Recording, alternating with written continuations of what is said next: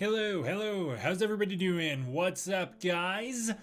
Hope everybody's doing well. Thank you, Mint T0, for being first to the chat. Thank you so much. Ortiz1130, the D-Force badge looks great on you, my friend. Thank you so much for being a part of D-Force. And I love the emojis. And yes, Severity, I am sorry. It is a school night. I was planning on doing this stream on Friday, but I wound up busier this weekend than I expected. I was actually going to do it much earlier today, but again, I wound up busier than I expected, so it just kind of wound up getting pushed and pushed till now, but this was the best time I could do it for a while, so I figured I might as well, as I thought it was a fun idea now that Monarch Season 2 is wrapped up, which also means spoilers for Monarch Legacy of Monsters Season 2. That'll kind of play into the topic of the stream today, but yeah, today we are going to go through and we are about to rank the MonsterVerse Godzilla portrayals. We're going to go through, we're going to rank characterization for Godzilla, and then I figured maybe I would open it to like having you guys, you know, weigh in on where your ranking is. So like I'll create one and then you guys can create one. And then when we're done with that, I'll go through and I guess I'll do a little bit of a Q&A here. Wow, thank you so much. I'm gonna mess your name up. Give me a second here. Najim Burris 7751. Thank you so much for the super chat. I really appreciate that. Is this a power tier list or a tier list based on characterization? This is based on characterization. I have over the years become bitter and unk, and I don't have the tolerance or it's harder for me to engage in power levels and power scaling and versus debates, and like I just don't care as much as I did when I was younger. Oh, thank you so much. I appreciate that. Thank you for the shout out, Jason. Yeah, we have new music in the background today, so I have no idea how loud it's going to be. So you guys are going to have to keep me up to date here on how the background music is doing, and how audible that is. I want it to be audible, but I obviously don't want it to be like overtaking me. Obviously I can try and move the mic closer to my mouth as well. That should help. But yeah, I don't know. I just don't love power scaling anymore. I think it just creates too many arguments about nothing, about things that don't matter. So characterization I find more enjoyment in discussing, and that's where I'm gonna focus. Orca Boss, I have no idea. It depends on the school. Some schools probably get out this week. I was actually just at a graduation, so that school was already out. All right, thank you, Jason. I really appreciate that. Let me know once I switch to the next screen. The music volume is going to reset. I won't have a say in that. So whenever I switch to the next screen, can you guys please let me know how the music's coming through? But yeah, I'm glad to hear that it's coming through better now. Thank you so much, Ortiz. I really appreciate that. Saw some reviews on Monarch Season 2. We'll never understand why people think Godzilla's Tokyo sequence was considered terrible. I don't know, man. I don't know. It's the same deal with, you know, I don't know what's going on with Godzilla in New York in Godzilla Minus Zero, but if that winds up being a dream sequence, man, I think people are going to lose their minds, even though I think that's the most logical thing that could be. I think it's the safest bet to say that that could be a dream sequence. But yeah, with Monarch, it's like, yeah, what did you want them to break canon in the most aggressive way possible, in a way that makes it so hard to reconcile that this is a part of the MonsterVerse? Or would you rather have Godzilla in Tokyo, something the films aren't interested in doing for some reason, in the MonsterVerse, and not have it break canon?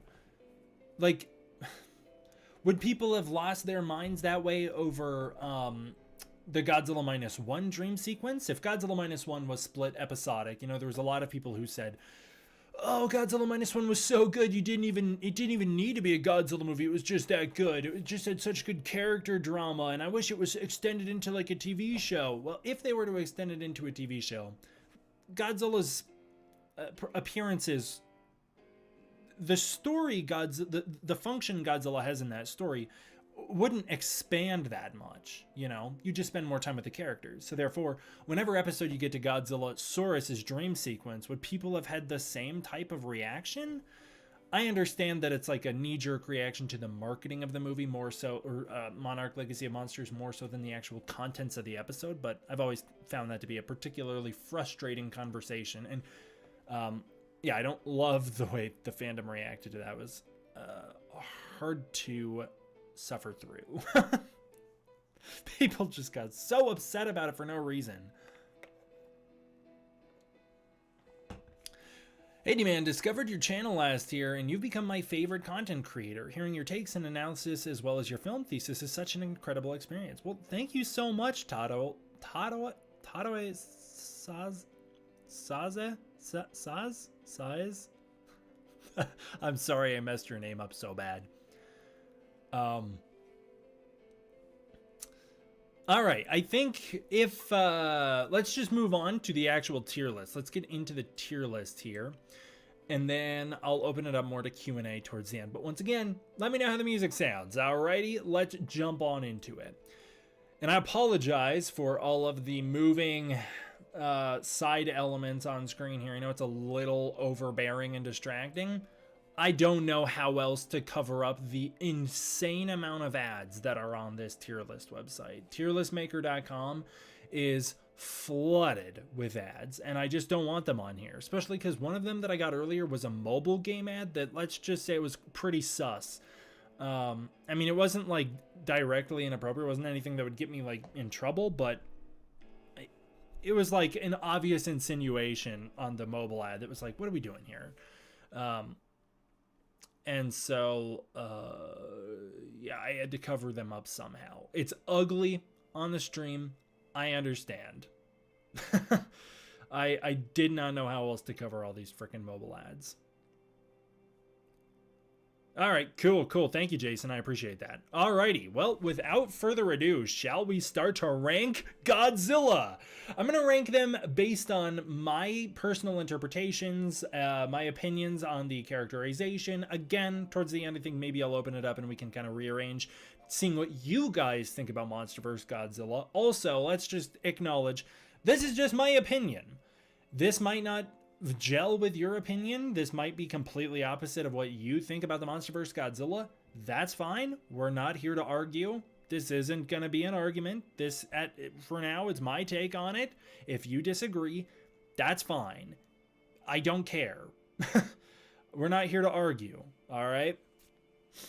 Okay. Starting out, we're going in chronological order as well. I have two exceptions at the end, but we're going in chronological order. Starting out with Godzilla Awakening. Oh, also, shout out to Rick the Squirrel. Rick the Squirrel is the one who put together the initial tier list that I built this off of. So this was an idea I stole from Rick. Starting out with Godzilla Awakening. Godzilla Awakening doesn't give us a ton of characterization as far as Godzilla is concerned. He's treated very much as a plot device, and I like the mystery built around him in that comic. I like the aura Godzilla has. I really like the few brief moments we get of Godzilla fighting Shinomura, and in that we establish Godzilla as a protective force of nature. We establish him as nature's balance, or at least a part of nature's balance. He is an apex predator, and he has an ancient rivalry with the Shinomura. Other than that, they don't give us a lot to latch onto. Godzilla doesn't really have any character beats. He never does anything that reveals anything about how he feels or his really power set or anything. His battles with Shinomura aren't even really battles. Shinomura presents absolutely no visible threat to Godzilla in the comic, as Godzilla shows up and just chases Shinomura around, really. For all of that, I'm giving this a C. It's just a very neutral take on Godzilla. It's not good, it's not bad. I mean, there is no F tier here now that I'm noticing. I don't know how to add an F tier. Am I able to? Here, one second. Because I don't know if we will have any F tiers, but on the off chance we do, I'm going to see if I can add a row. Here we go.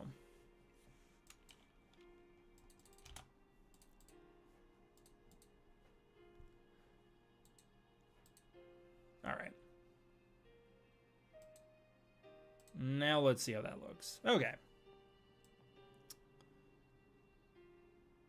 Okay. Here you go. That makes it look a little better, because I was like, putting him in D tier makes it look, or C tier makes it look like I put it right at the bottom, basically. I wouldn't say this is a bottom level Godzilla portrayal. It's right in the middle for me. Now is for Godzilla 2014, the one that probably has the most dedicated cult following on the internet, the one that's got like the most, in a weird way, protective fan base. I was going to say rabid, but the rabid fan base absolutely goes to Godzilla Evolved. The one with the most protective fan base is Godzilla 2014. I like Godzilla's portrayal in this movie a lot. He is truly fantastic. There's hints of deeper characterization there, especially his moment with Ford. I love the moments on the Golden Gate Bridge where we get to see some of that animal instinct of Godzilla as he kind of grips onto the Golden Gate Bridge, and you can see there's like a level of curiosity to him. There's something deeper going on with Godzilla, but he's very noble in that movie. Very noble. I love that samurai portrayal of Godzilla. I love him being a force of nature. I love that moment when he dodges the ships, when he goes out of his way to avoid them at sea. That's a great moment as well. And overall, I'm going to give Godzilla 2014 an A tier, especially because what I also love about him, this all factors together. Characterization and power set to me does factor together in the sense that the strengths and weaknesses of a character directly play into who they are and how they behave. And Godzilla 2014 was incredibly well balanced. I'm actually debating my placement here because I like that element of him so much. He had a really well-defined set of strengths and weaknesses. In fact, I would argue, of the MonsterVerse Godzillas, he's the only one that had a very clearly defined set of strengths and weaknesses. We absolutely understood what he could do and what impacted him. So I think that I'm going to keep him where he's at. I'm going to keep him where he's at because there's nothing that I really hold against him, but Godzilla does have a couple moments of like, oh my god, it's incredible, it's the best thing ever. But to me, those moments are more built into the film, like the reveal at the airport is a great moment, but is it a great Godzilla moment? Like, is Godzilla doing something that's incredible there? He just shows up, but it's just a really well-designed sequence. And the atomic breath is obviously amazing, but I'm going to keep him where he's at because I actually like a different spin on this Godzilla even more. Sorry, Saturn Dusk. I'm sorry. I know I talked about it up top. I was hoping to get to this much earlier in the day. But things just kept getting in the way. Yeah, I was going to give Godzilla 2014 an S tier, but that's because I'm giving Monarch Season 1's Godzilla an S tier, and I'll explain why. He does not do a ton. He doesn't accomplish much. Godzilla's past plotline in that he basically just shows up in 1954 and 1955. But what I like about it is that we get to see a gentler side of Godzilla in 1954. There's an initial curiosity when he discovers the nuke. In 1955, we get to see a sense of his protective and aggressive nature when he attacks the Suzuki device. But he doesn't go on a rampage there, which I also think is cool. He has such an epic reveal in 2015, despite the fact that in that 2015 Africa sequence, he doesn't do anything. He literally just stands up and walks away. But it's such a grand moment, kind of like that airport moment. But it is his final sequence with the Ion Dragon, where Godzilla unleashes, and we get to see the full strengths of this Godzilla that I love. And here's why else I love it. Because he is still incredibly well balanced. Not only do we get to see how incredibly unstoppable and terrifying Godzilla is to a threat like the Ion Dragon, but he's not invincible or impervious to it. The Ion Dragon is able to bite Godzilla and make him bleed. His gills being used as a weakness still play into that. Oh, you're right. Oh, sorry. Yeah, I just switched the order of those. Yeah, no, you're right. I'll put Aftershock up next. For some reason in my head, when I put those in, I for some reason thought Godzilla Aftershock came after Monarch, but you're right. So that's my bad. Yeah, Godzilla's amazing when he fights the Ion Dragon. He's still balanced. The gill weakness returns. Godzilla is countered while charging up the atomic breath. Like, it's still a slower charge up, which gives the opponent an opportunity to counter it. Something that I feel like the MonsterVerse should have relied more on is that Godzilla's atomic breath in 2014, in Monarch, and into Godzilla King of the Monsters takes a lot of time to charge up, telegraphing the move to the opponent. And I always thought that would be a good opportunity to have the opponents attack Godzilla more so that he can't unleash the atomic breath. Kong a little bit does that, but I wish it was utilized a little more from Kong's perspective of actively trying to counter that move, whereas really Kong's just overwhelming him whenever Godzilla's trying to use the atomic breath in GVK. But yeah, I just love that. And it's also my favorite Godzilla fight of the MonsterVerse. I also think the design is significantly better than the Godzilla 2014 design. Personally, I love the feet now. They look much better than the elephant feet. I love the spines having that 54 flare, but also they're just longer and more classic and more Godzilla. It is the iconic Godzilla design of the MonsterVerse. There's so much that I love about the Doherty design, and so I'm just giving Monarchs an S tier. The aura of that Godzilla is amazing. Welcome to your first live, JS. How you doing? Dude, what's up? What did you do? What did you do? I didn't see what you did. Okay, Aftershock. Yes, I am sorry I put Aftershock out of order. For some reason, I was just like, yeah, it's a prequel to King of the Monsters, so it would come after Monarch. But no, you're right. It takes place in 2014. Aftershock's Godzilla is fine. He again kind of feels very stripped back to me. We don't get a ton of action with, or like a character. He does actually. That's all he does is action, but he doesn't have like a ton of character beats. I said hi. I did what I was told. Oh, okay. What's up, dude? Yeah, Aftershock is all right. He's fine. I like his fighting style. He's very aggressive and very physical. He doesn't rely on the atomic breath too much. It is kind of weird that he wouldn't, considering he's fighting Muto Prime, who is like, if you get too close to her, she could just impregnate you and kill you. So that is a little reckless of him, but he's pretty cool. I like his finisher move. I like how much damage he takes in that fight, but he's just kind of fine. Like, I don't feel like we get a ton with him. Now's the one that was very controversial. I believe this is the moment that made Rick make this in the first place, was Monarch Season 2, Episode 8. Obviously, I'm weighing in all of Monarch Season 2. Episode 6 doesn't really count because it was a dream sequence, but even in that dream sequence, I love that small beat where Godzilla takes a moment to examine the missile launchers on the rooftop. That's a very cool little moment. And he, while threatening, he's like going on an attack in that scene. He's not like evil. It just shows like the consequences of living in a world with Godzilla where you'd be afraid of him. So I like that scene a lot, but again, it doesn't really factor into Godzilla's actual portrayal.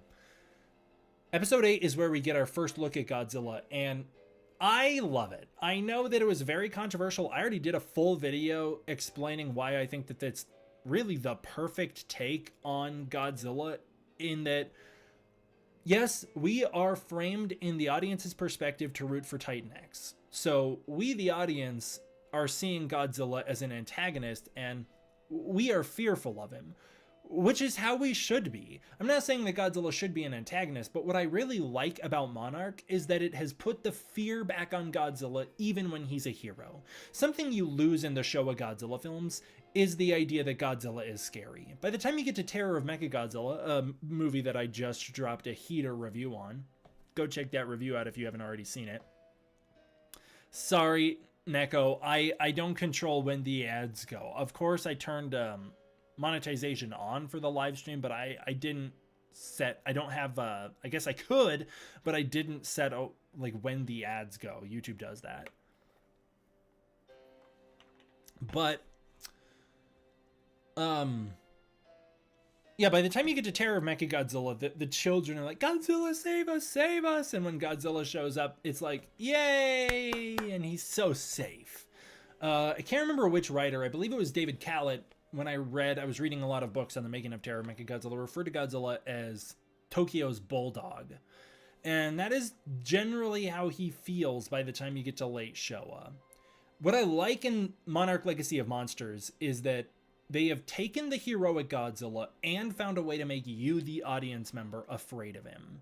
We fear Godzilla because he is so unstoppable and because his motives are a little bit above humanity. Like, not in that we can't fathom what he's thinking, but in that his sense of moral justice doesn't necessarily align with ours, which makes him dangerous.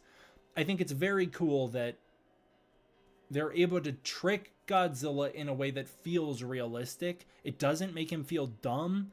It doesn't make him feel like he's had anything taken away from him.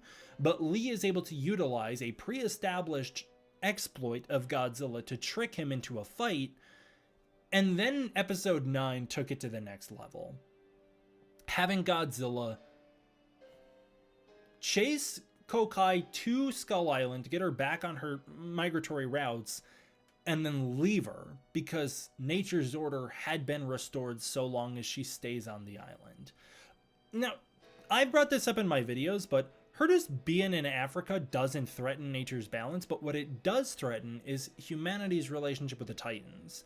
Humanity and the Titans are at an incredibly tumultuous point by that point in the timeline. Godzilla 2014 happens, G-Day happens, humanity hates the Titans. Well, what do we know is happening at the same point in time? The military is developing a prototype oxygen destroyer. Eventually, they'll start testing it and killing a bunch of whales, developing its powers until they can start going after the Titans themselves. This is something I've thought about making a separate video about, but Emma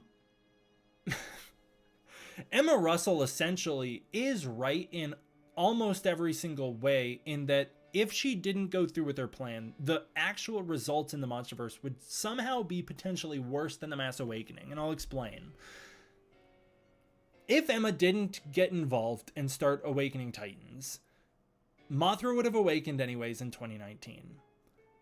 We don't know what would have happened to her if they would have been able to contain her, keep her a secret. It seems very likely that Mothra wouldn't have caused too many issues, but who would have caused problems is the military, as they were very close to perfecting their prototype oxygen destroyer, an oxygen destroyer, the prototype of which was able to completely eradicate all life surrounding Isla de Mara.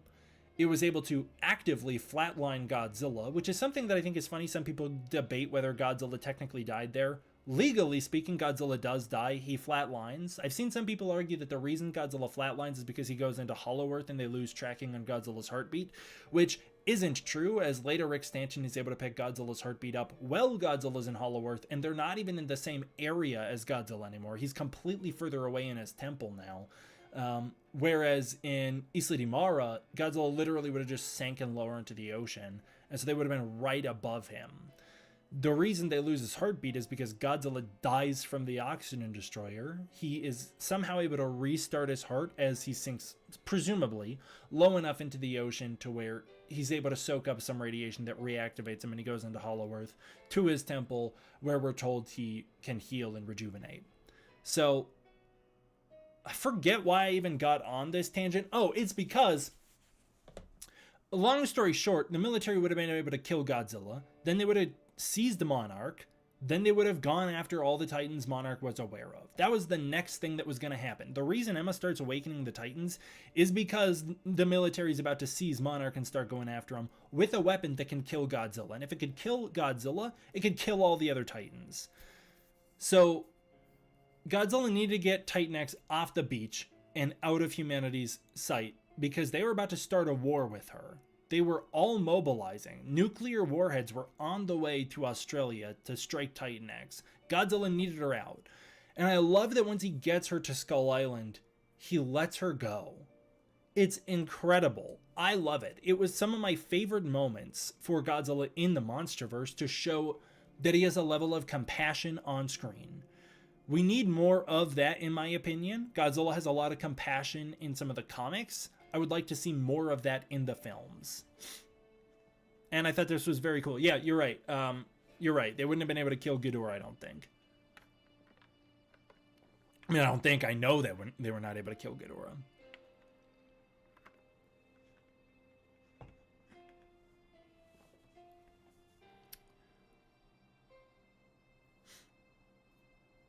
Kaiju Nut, did you not just listen to my whole explanation? The X-Gender Destroyer was a prototype, and it was able to kill Godzilla, literally flatlining him.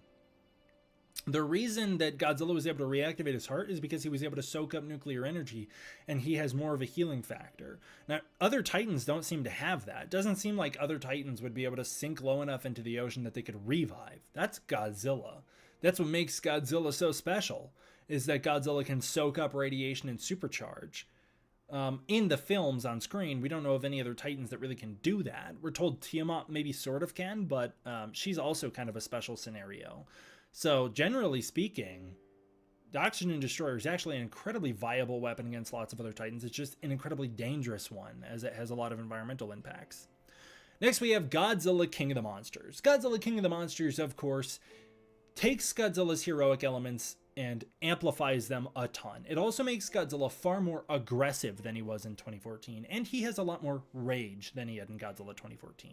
He is a very physical fighter, but he also... well, he gets supercharged, and that's when he starts busting out the stronger atomic breath. One of my favorite moments in Godzilla King of the Monsters that demonstrates how awesome this portrayal of Godzilla is that once he figures out, because he senses the orca is being activated on Ghidorah, and he knows Ghidorah's in the ice, once he figures out that, like, oh shit, they're going to wake that thing up, he goes straight to Monarch to warn them, basically being like, hey, clean your shit up. I love that. Like, he knows that humanity is causing a problem, and he goes to the humans that he knows he can trust, which is so cool to know that Godzilla is capable of that intelligence. I also love the moment on the submarine. It's one of my favorites and most talked about on the channel, when Godzilla shows a sense of gratitude for Serizawa saving his life by acknowledging the submarine and having that eye-to-eye with Mark, where it's like the two of them connect, and Mark is able to release his hatred for Godzilla as he comes to understand Godzilla. Yeah, I just think it's great. I think it's great. My big issue with the King of the Monsters is that it's really less of an issue with King of the Monsters, more of an issue with the fact that the nuke amp to Godzilla just became the default, which I've always hated, and that was not the intention when King of the Monsters came out, so I can't judge King of the Monsters on that, but I've got to give that an S. I think that's also just kind of indicative of my opinions on the MonsterVerse projects overall. Like, the MonsterVerse projects that write Godzilla better tend to be the ones that I like the most as well. And I like that King of the Monsters is still a little bit balanced, you know, despite the fact that he gets nuke amped, he gets his ass handed to him by King Ghidorah, and in the ending of the movie, he has so much battle damage. You guys know I love battle damage on this channel, so I love seeing the battle damage on Godzilla. I think that's fantastic. Yeah, I gotta give that an S. Now, as for Godzilla Dominion, this is where it's like, this comic breaks the MonsterVerse for me, and like, Godzilla Awakening can't be canon because it has so many continuity errors. Godzilla Aftershock has no real problems being in canon, other than that it's never acknowledged. It's just never brought up.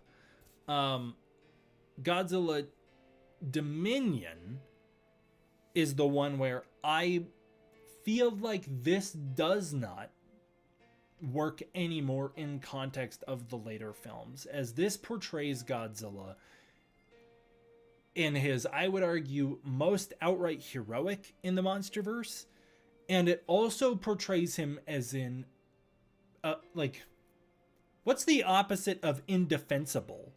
Godzilla is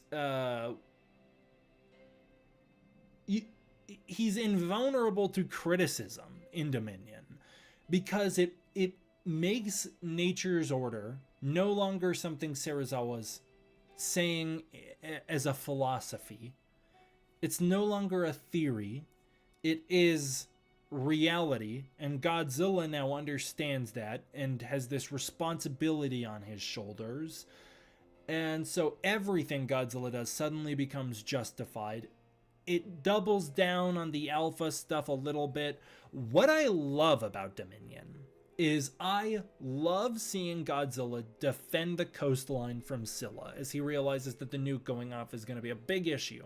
So he has to get Scylla out of there. That's a great scene. I love that Godzilla hears the fight in the Amazon and goes to it, realizing what's going down, and then helps Behemoth out, sending Amalok running. That's a fantastic sequence.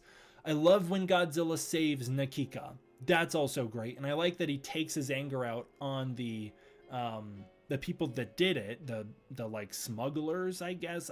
Do we know who they are? Was it confirmed to be Alan Jonah's group? That's all great. I think that's sick. What I don't love about it is, well, the team out stuff is fine. I don't like the backstory with the rival. I don't like it. It doesn't do anything for the MonsterVerse, in my opinion, just to say like, yeah, well, when Godzilla was young, he got his ass kicked by a Kong.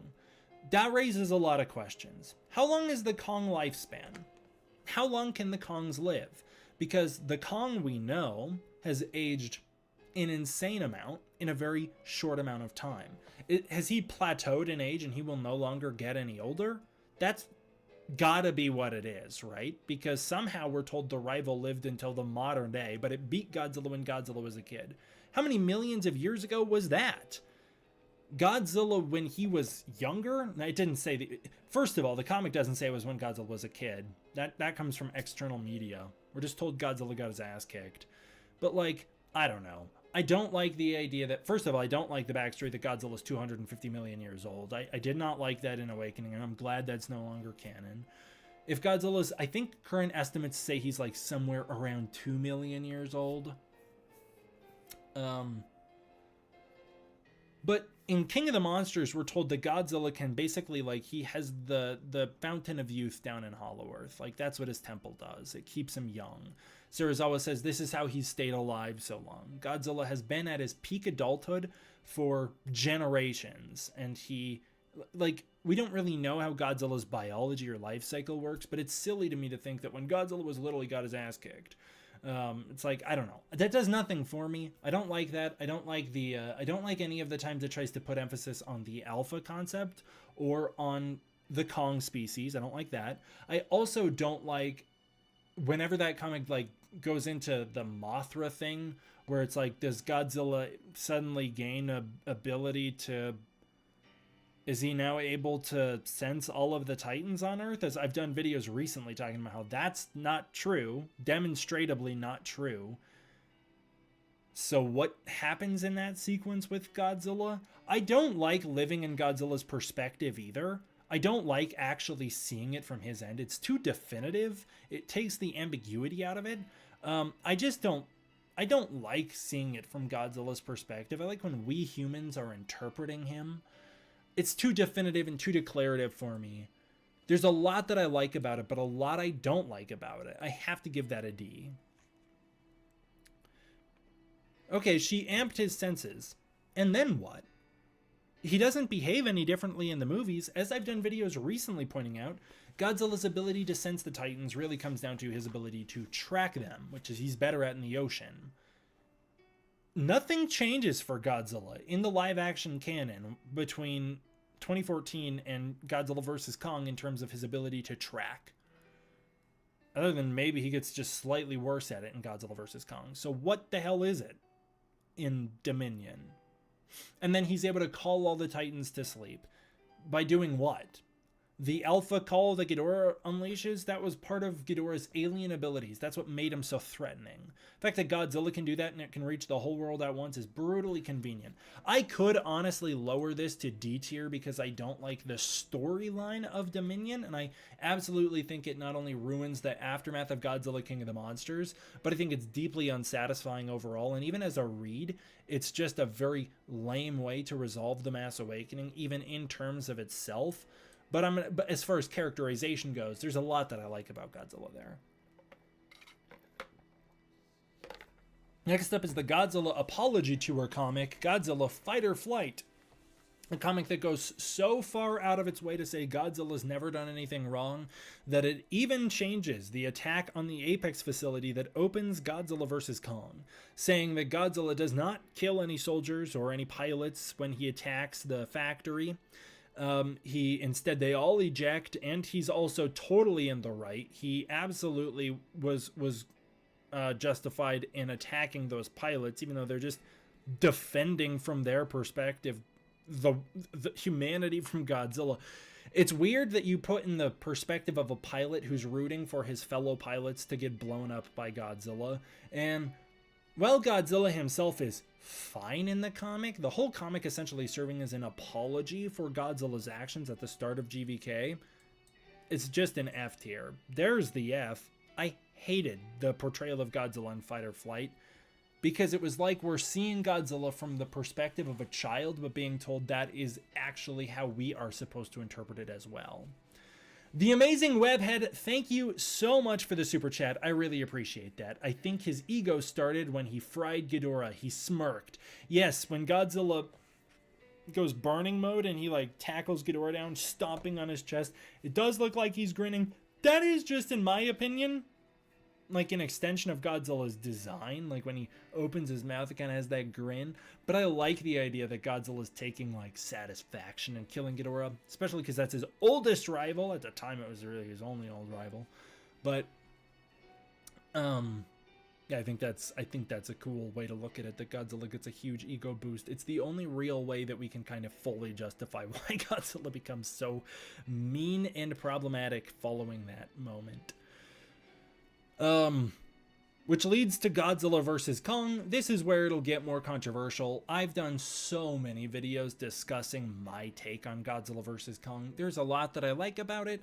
I think Godzilla's storyline with Mechagodzilla is very solid. Everything with Mechagodzilla I think is very nicely in line with Godzilla. I like the idea of having Godzilla show up and seemingly be a problem, attacking humanity, destroying these Apex facilities, or the one anyway.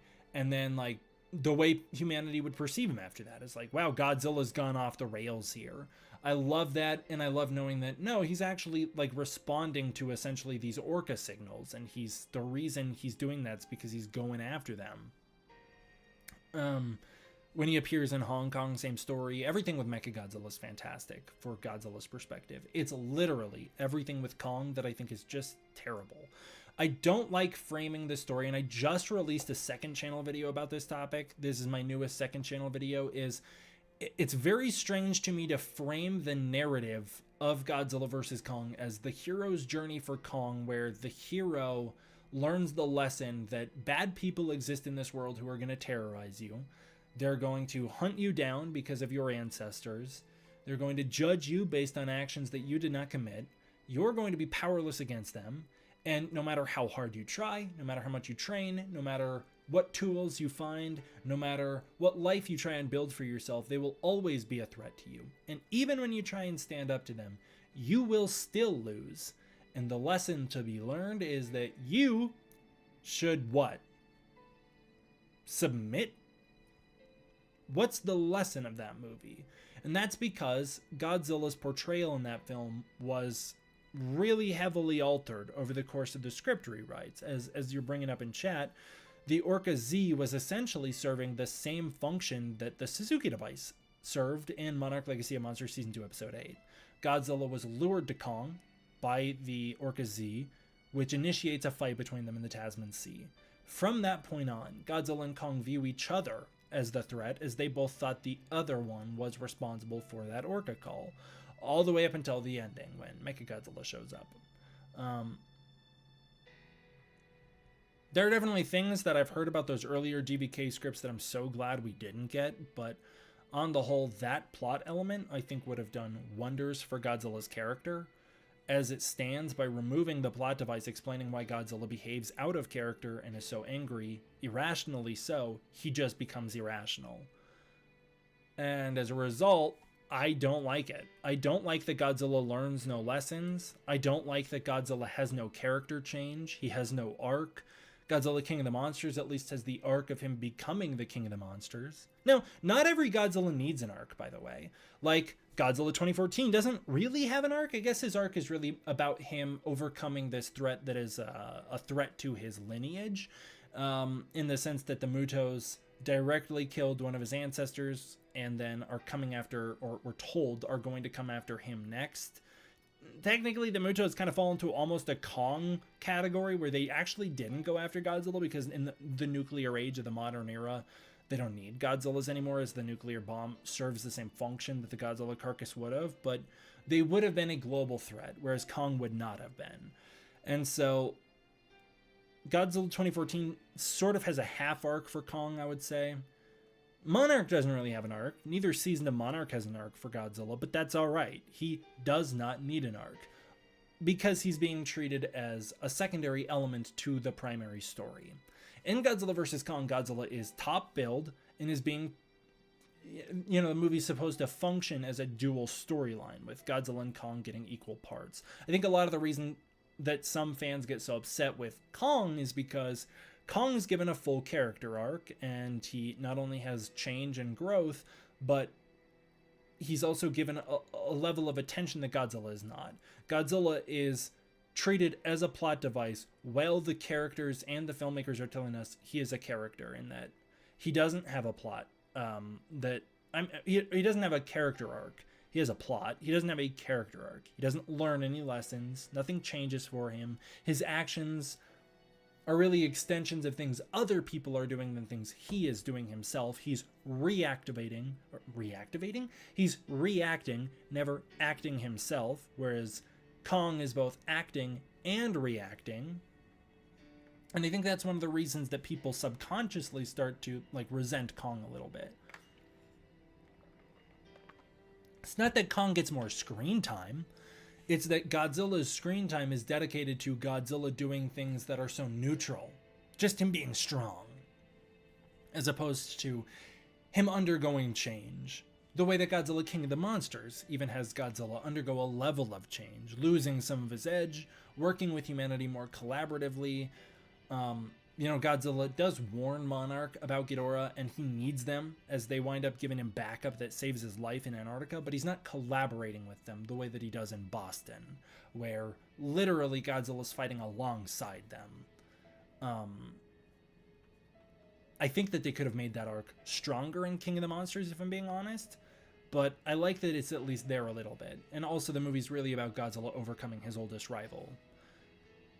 Yeah, overall, man, I think the big issue with GVK is that Godzilla's not given an arc. Godzilla doesn't learn any lessons. And especially by the time you get to New Empire, you learn like, oh, he literally learned nothing. Nothing changed for him. He still hates Kong and he'll still go after him. This leads to Godzilla Kong the Hunted. Godzilla's fine. He's kind of led around by a Gamma Simulator styled device, almost like a Suzuki device that winds up awakening Scylla. It's essentially basically the Suzuki device. It awakens Scylla, it enrages Godzilla, he destroys it. I'm trying to remember because I only read that comic a couple times. I think I've only read it 3 times. I didn't really like it. He goes after Scylla. And I actually generally like Godzilla's storyline of hunting down Scylla. He feels very King of the Monsters-esque. He feels very force of nature, but he doesn't feel overly aggressive. He doesn't feel like he's super mean or whatever. I think Godzilla's... I'm like, man, I've got a lot of C tiers. He's fine in... I'm just saying all the comics kind of C tier Godzillas. I almost want to raise this one in context of that he has so little going on in this one. That it's hard for me to put him higher. They don't do anything wrong with him. Dominion has a lot that I love. I already went into what I don't love about it, but it has a lot that I love. And if they expanded on the elements that I love, I could even move it up more. I'm going to put Dominion as a B tier because it is better than these portrayals. It's better than Aftershock for me. It's much better than The Hunted. Now we get into the big controversial one. New Empire, which I'll let you, the chat, decide. As far as characterization goes, he's the same character. So remember, this is about characterization. Should I break New Empire in 2 for pre and post evolved? They're the same character. I'm leaning towards not breaking it in 2, but I'm going to open it and see what you guys think. If you guys have any good arguments for why I should split it, let me know.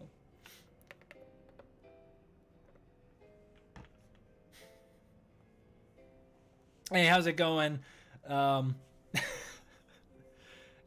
Racing?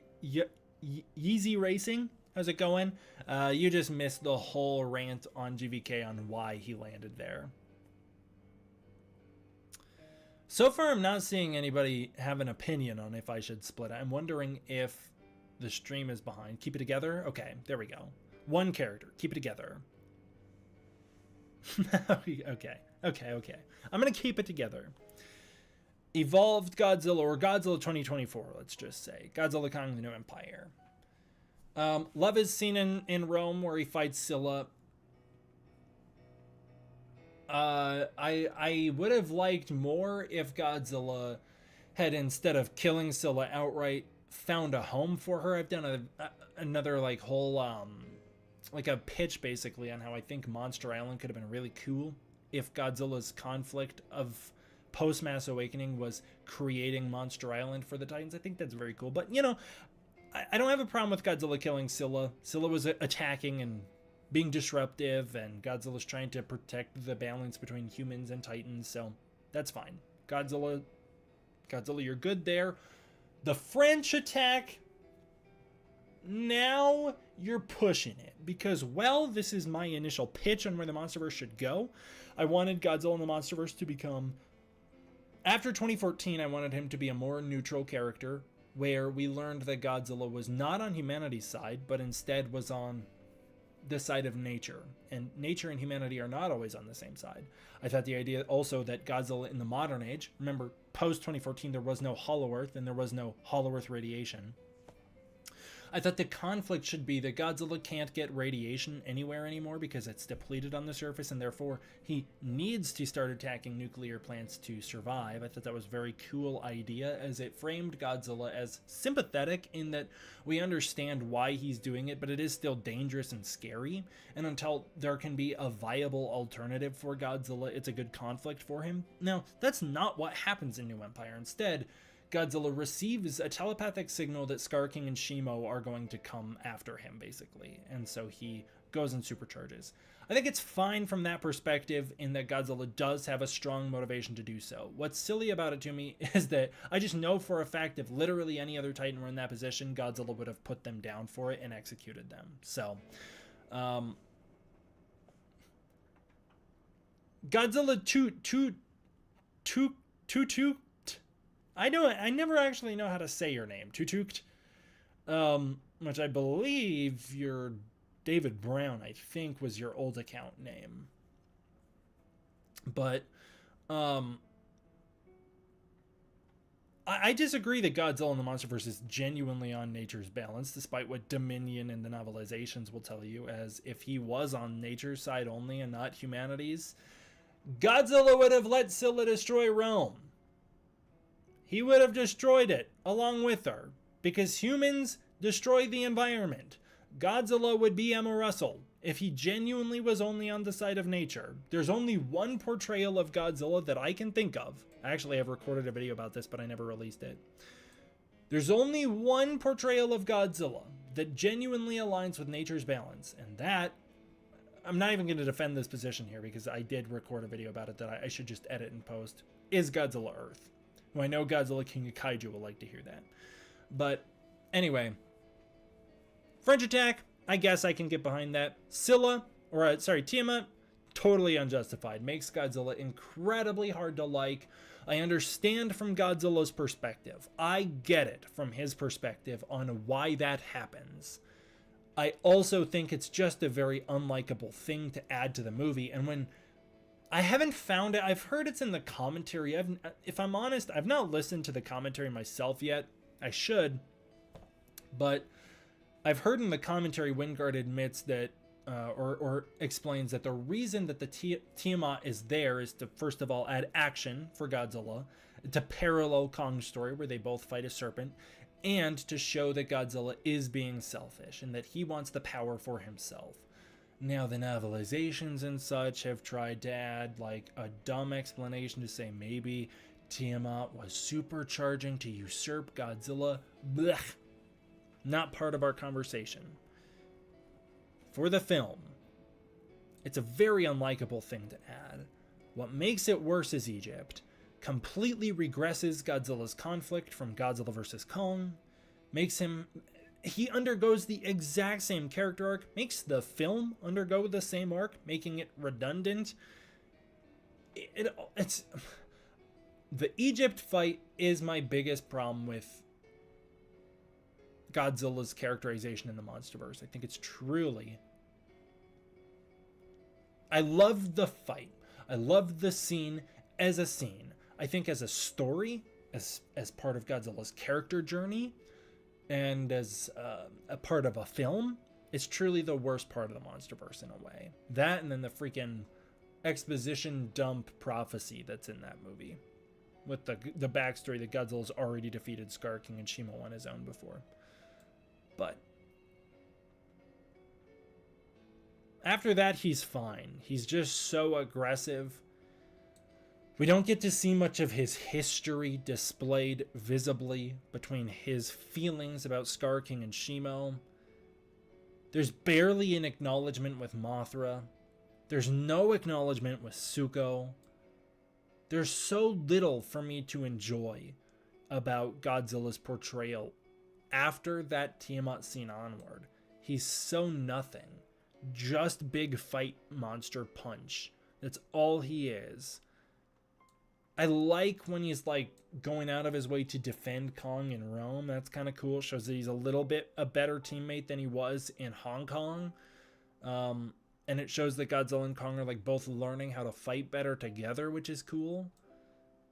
But I gotta be honest, I'm putting him right there in D tier in that I almost could put him here, but the regression that we have literally reversed the resolution of the last film for the sake of an extra fight scene destroys his character journey. The Amazing, I believe your name is The Amazing Webhead. However, it is cropped on my screen. I'm sorry. Thank you so much for the super chat. Why can't I see the full name? I'm sorry. I hate when YouTube does that. Thank you so much for the super chat. I really appreciate it. The way I see in the end of New Empire is it clearly shows that he learned to let go of ego. Hope Supernova finally gives him an emotional arc. I completely agree. I would love for that to happen. What I hate about it is that Godzilla has literally the same journey in 2 different movies in a row. And it's like, oh, this time he learned his lesson. Well, did he? Because the idiot didn't know nothing this time around in New Empire. He forgot all the lessons of the last film. I do think that the general arc of Godzilla in GVK was him learning to let go of ego. Now we stretch that arc across 2 films and say, so he has to repeat the same literal things have to happen to him 2 times for the lesson to set in his big dumb lizard brain. I also just absolutely despise that moment where Kong is visibly surrendering to Godzilla in Egypt, and Godzilla plows through the pyramid with him. I know Godzilla Tutuked. I know you've got big thoughts on that. You and I have discussed it on the other channel, but man, I think it's terrible. I don't think that there's any way to truly genuinely spin that Kong deserved it and that Godzilla was justified there without just pure cope. I despise that moment for Godzilla. I think it makes him so frustratingly one note. I'm just not into it, man. My next one here is symbolic of all of the novelizations for Godzilla. My big issue with the novelization Godzilla is the same issue I have with Godzilla Dominion, in that I don't enjoy the moments where we're in Godzilla's perspective. Now, when the Godzilla King of the Monsters novelization came out, I actually really liked that because it was so brief. But as those novelizations have expanded, and nobody even talks about the 2014 novelization where Godzilla's so weak. In fact, I'm not even counting it in this discussion. Like, Godzilla's not the same as he is in the movie. Godzilla, if you haven't read that 2014 novelization, he's getting holes blasted in him by the military. Like, Godzilla's... Also, they have a... Oh, no, sorry. I'm now crossing wires. There's a part in the script for Godzilla 2014 where Oh, they actually say that if Godzilla stays on land too long, he'll go into meltdown and die. That isn't in the novelization. 2014 was 2014 novelization. Godzilla's generally fairly consistent with the film overall, except for his power level is a little weaker in that novelization than the movie. King of the Monsters, I really like the novelization's portrayal of Godzilla. If it was just that, I'd actually give it an S tier. I thought that the King of the Monsters novelization was peak Godzilla. I liked the Godzilla vs. Kong novelization doing a lot more to justify Godzilla's behavior, to add nuance to his perspective. I felt like New Empire novelization goes too far with it, doubling down and over justifying, removing nuance, and in some ways contradicting behaviors were shown on screen to further help make Godzilla seem likable, such as adding in alternate motives that maybe Scylla and Tiamat are going to usurp Godzilla and so he's got to do this. It's unnecessary. Commit. You guys have made Godzilla more aggressive. You've made him a more egotistical character, so commit to it.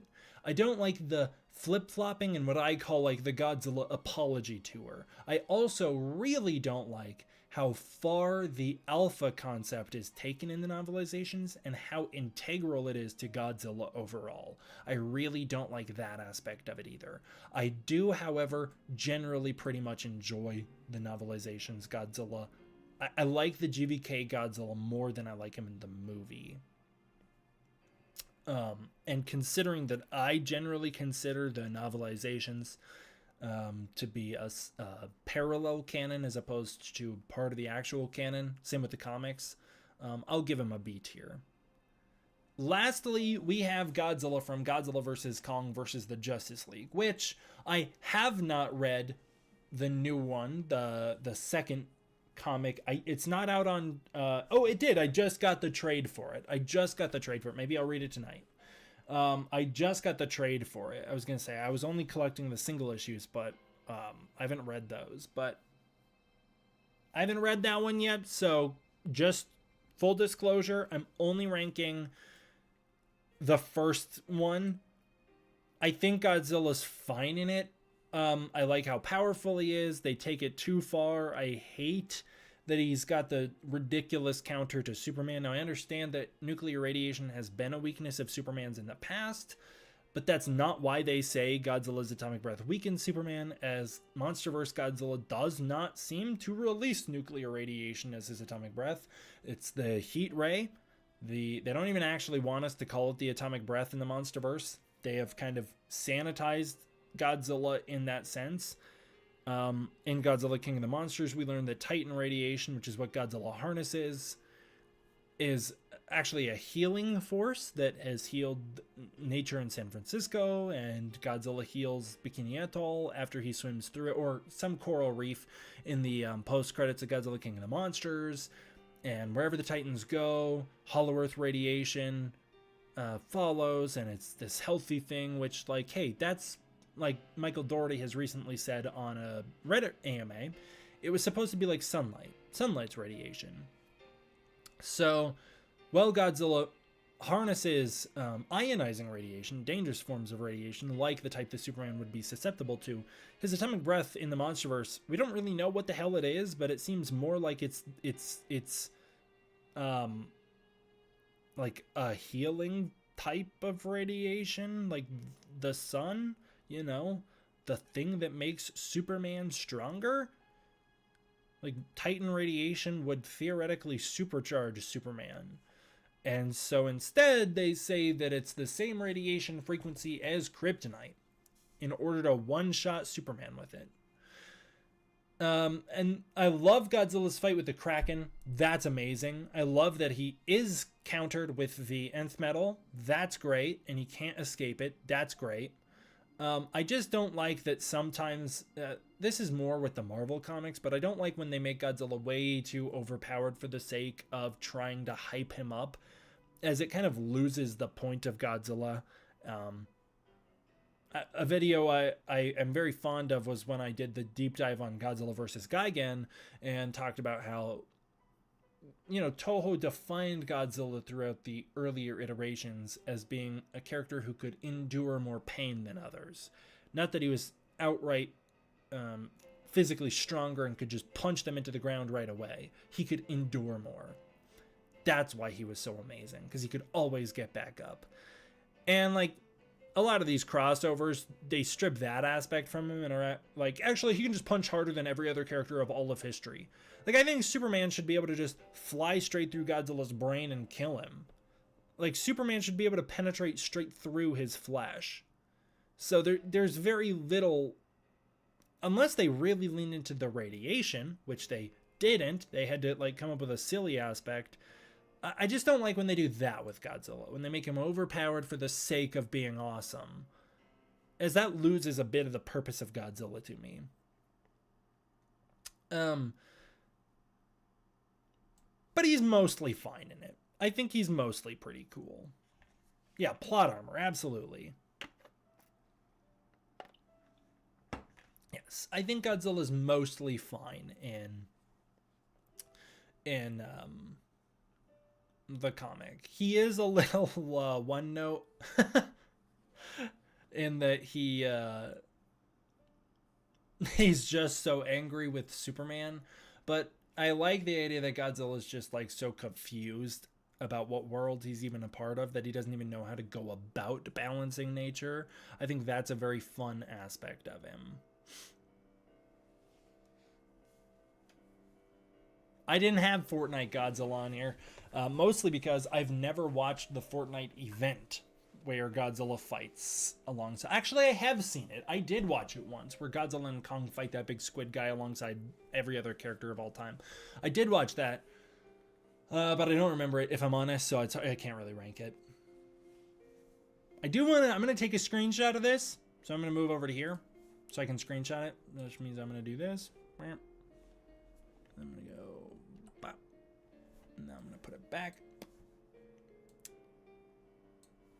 And now I should be able to hop back over. Yeah, nice. Okay. Now I'm going to open it up to you guys. Now it's going to become a little bit more collaborative. This is my ranking. I understand you guys might not agree with all of my rankings, but for the next 20 minutes, and then I'm going to wrap up the stream, I want to open it up to allowing you guys to make your case. So let's create your guys' tier list for Godzilla.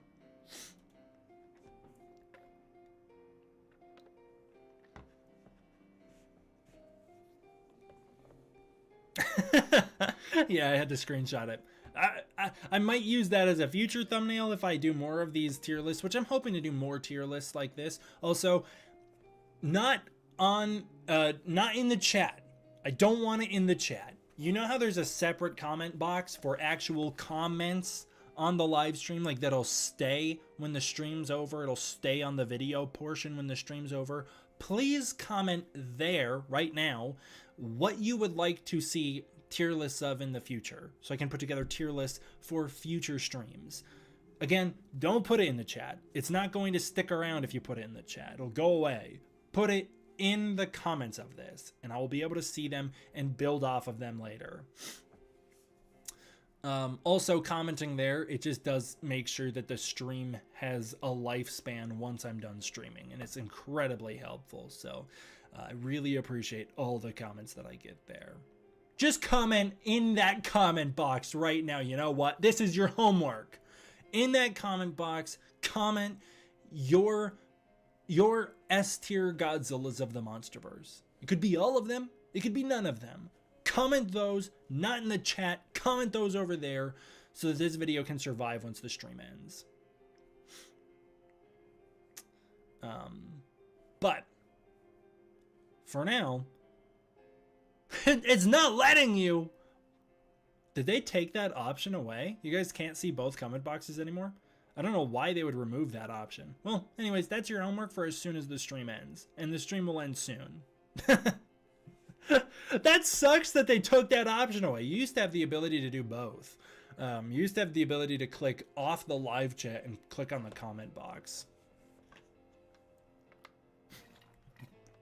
It might be a desktop only. You might be right. I'm not sure. They might have just gotten rid of that option. But I used to do it. That's actually one of the things I used to do when I'd watch other people's live streams.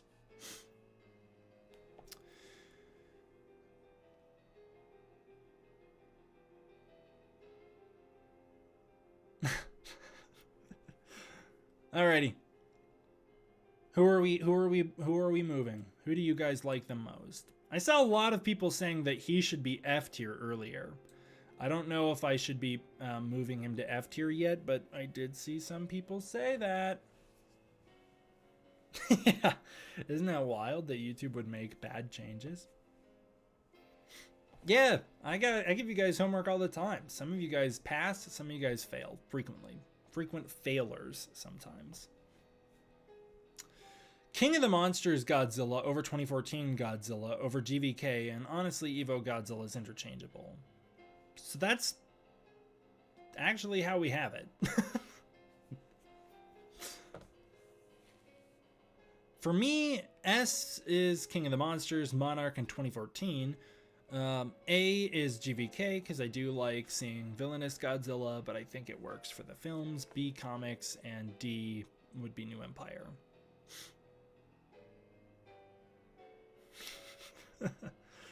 Dude, everything will happen before GTA 6 comes out. I'll keep him at a D tier, at best lowest C tier. Fair enough. Extra credit, homework on the Patreon. Actually, keep an eye out on the Patreon. I think I'm going to publish an extended version of my Terror of Mechagodzilla essay on the Patreon soon.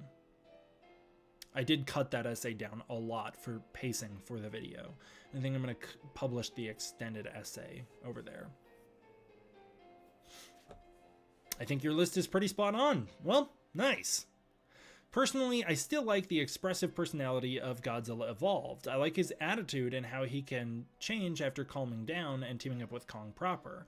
How they do the tag team moves too. Fair enough. I like where you're thinking. Evolved Godzilla is a fun interpretation of Godzilla. It's just the context of the MonsterVerse. It's just in context of the MonsterVerse, it's uninteresting. I don't have a strong enough opinions on the MonsterVerse Godzilla to contribute. I generally feel like earlier MonsterVerse and versus King Kong onwards just lost me. Hey, fair enough. Oh, I generally like earlier MonsterVerse and versus Kong onward lost you. Wingard Godzilla overall, I see really like, I still really like over the others. G19, GVK, Dominion, GXK. Oh, wow. G19 is your... I'm surprised G19 is your favorite. GVK, Dominion, GXK, Aftershock, G14. Aftershock again. Monarch, Legacy of Monsters. So, I'm seeing a lot of love for Godzilla Evolved. Shall I move him up? Is that what I'm seeing? Where should I put him? Everybody... Let's just do it this way. We're just going to go through. Everybody put in chat. We're going to go through my list and see if anybody needs to change. Monarch Season 1. Right now, comment where you think he lands. A, S, B, C, D, or F. Comment right now, where do you think this Godzilla lands? And he might stay the same. We'll just work our way down, and I'll try and do this quick. Let's try and do this quick. I guess we don't need to like go super in depth with this. I just want to generally see chat's current thought on this.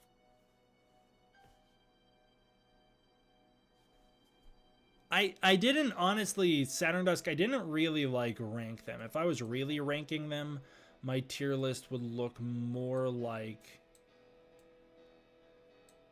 this.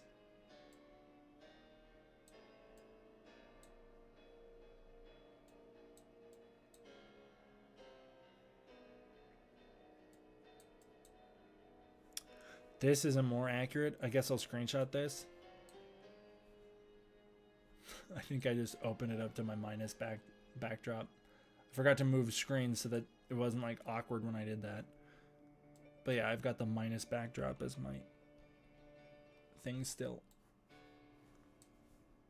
And it will stay that way until I get a good -0 one to put on.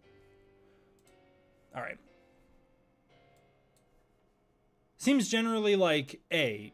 I'm seeing A, S, S, A, S, A, S, A or B, S, A, or S. All right. I'm going to move him to A for you guys. Godzilla King of the Monsters, 2019. Where does Godzilla King of the Monsters go? Oh, I use an... Oh, God, what is it? It's like an AS 2035 or something. My mic. I got it 10 years ago, so I don't remember. I actually got it in 2018, I think. So not 10 years ago yet, but getting there. S? Okay. I figured we're going to keep King of the Monsters as an S. It'd be kind of crazy to not. B? Oh my god. Why? I'm very curious to hear your take on why you would put him in a B tier.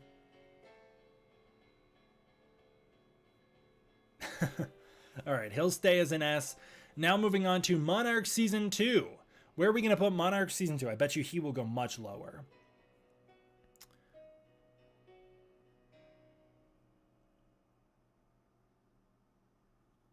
King of the Monsters goes in S for Shin Godzilla. My grandma loves purple, and that was cool when Godzilla turned purple in the Rio fight. I loved that as well.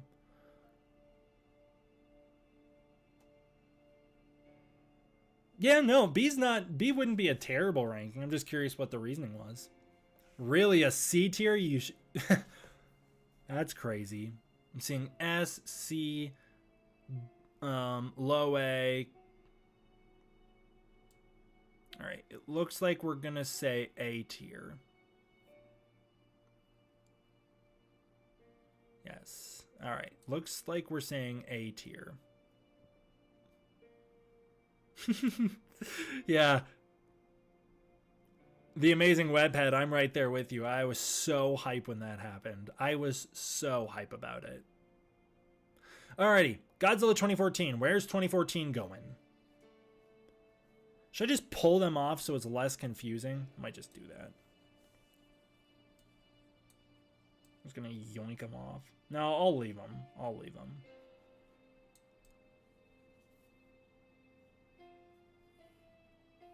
Where does Godzilla 2014 land? I think probably A. S tier. Oh, for Monarch. A tier. S. S.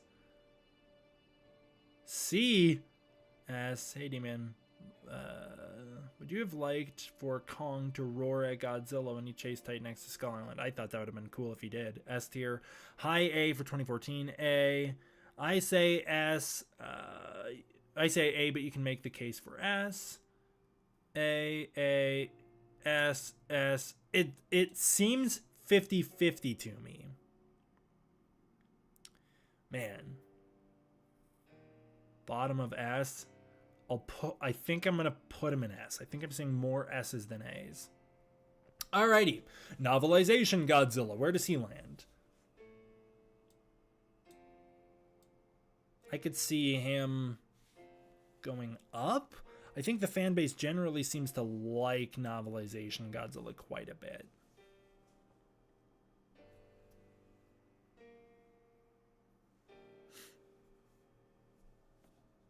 Allosaurus, I did my Godzilla MonsterVerse characterization tier list, and now I'm putting together what you guys think. Okay. Again, A. B. Not perfect, but I like it. T-Man, been a fan since you were a kid. Yes, I'm old. 59 years old. That's not old. That's just older than me, but that's not old. Seen the Godzilla of all of them. What does, in your opinion, of how Supernova Godzilla will look like? I think Supernova will look mostly like Godzilla Evolved, but I'm hoping blue. As a whole, A. I kind of wish the mystery of motives were on the side. Okay, so it seems like you're right there with me. B or C? Honestly, it's seeming like generally the opinions are split between A and B, or even some say C. Yeah. Now vintage, I feel similar. I feel pretty young these days, but you know, that's not. Hey man, maybe this is the most unk take of all. Age, it's overrated. You're only as old as you feel. And hey, let me tell you, if you want to actually feel old, think about the fact that the kids talking about Godzilla 2014 feel the way about that movie that we all felt about GMK or Final Wars when Godzilla 2014 came out. Actually, it'd be more than 2014, but less than GMK. It'd be like Godzilla against Mechagodzilla. Like, the gap between 2014 and now is the gap from Godzilla against Mechagodzilla to Godzilla 2014. The gap between right now and Godzilla, which one came out? Godzilla against Mechagodzilla 2000 is the same gap between Godzilla against Mechagodzilla and Terror of Mechagodzilla in the Showa era. We are as far removed from Millennium as we were from Showa. Now that is brutal. But anyways, seems like I'm going to keep him there. Saturn Dusk, thank you so much for 15 months. Thank you so much for being a part of D-Force for 15 months. Off topic, as you've done the 84 and Terror of Mechagodzilla in-depth videos, does that mean there'll the long-form Biolante video in the pipeline? There'll be a long-form Biolante video in the pipeline? Yes. Well, if I see it in Alamo Draft Houses. Whenever I see them in Alamo Draft Houses, I will do, or just in theaters in general. Whenever I see them in theaters, I'll do a retrospective on them. I believe Biolante should be the next, but I have not seen tickets go up for that yet.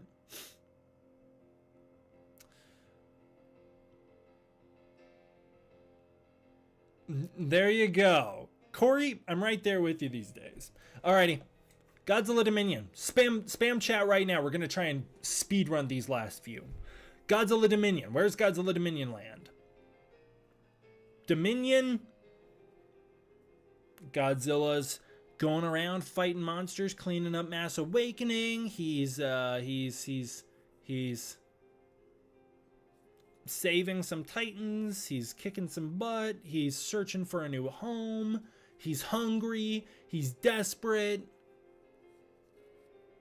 A tier, stay B. B.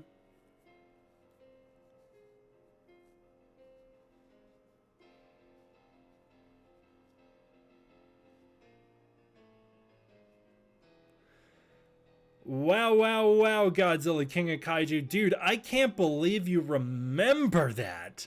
Yeah, it was an essay about the feminism in Godzilla vs. Biolante. There was a specific interpretation of the rose as being a feminine body part that Godzilla is penetrating and attacking, and it was a very specific interpretation of that movie that I found to be very engaging and intriguing. And I think that, well, I don't necessarily fully agree with it. It was a very compelling take on the movie that I thought holds a lot of merit. Seems like I'm actually going to be moving him to an A tier based on chat. I thought that interpretation held a lot of merit. But yeah, I have not discussed that movie really on the channel a lot over the years. And it's not because I've ignored it or anything, but it's because,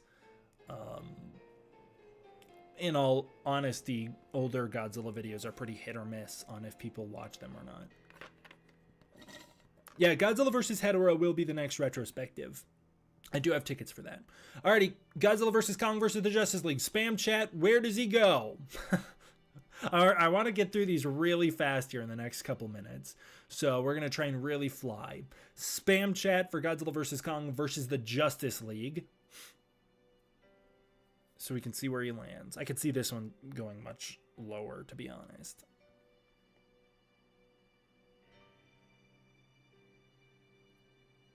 There's a big delay here, I think. Like, I'm waiting a long time afterward. All right, seems that B, okay, B. All right, lots of B's. Godzilla Dominion, or sorry, this is Godzilla Aftershock. Godzilla's fight with Muto Prime, the fight that changes Godzilla's spines. Where are we ranking Aftershock?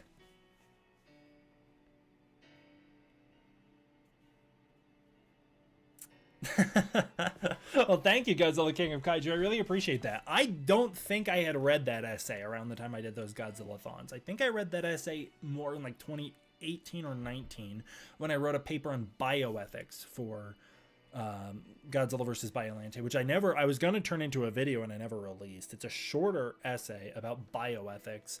Maybe I'll dust it off and give it a reread. Wow, really? Are you kidding me? A tier? Lots of A's and B's. We started with C's and then now we've gotten A, B, A. Wow, okay. Godzilla Aftershock going to A tier. Take it or leave it. Next we've got Godzilla Kong the Hunted. Hunted, where's Hunted going? Godzilla is enraged by a gamma device. He attacks it and then he goes on the hunt after Scylla, who is on a global rampage. Yeah, I'm very surprised by that. A tier right there. C tier. Okay. Immediately starting out with the C tier.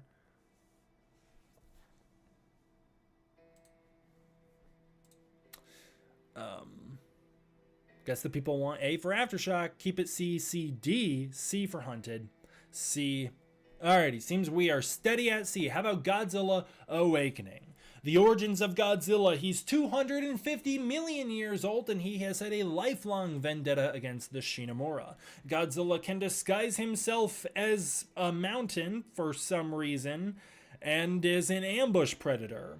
Godzilla reemerges in the modern day to hunt down Shinomura, who once again really doesn't pose that much of a threat to Godzilla.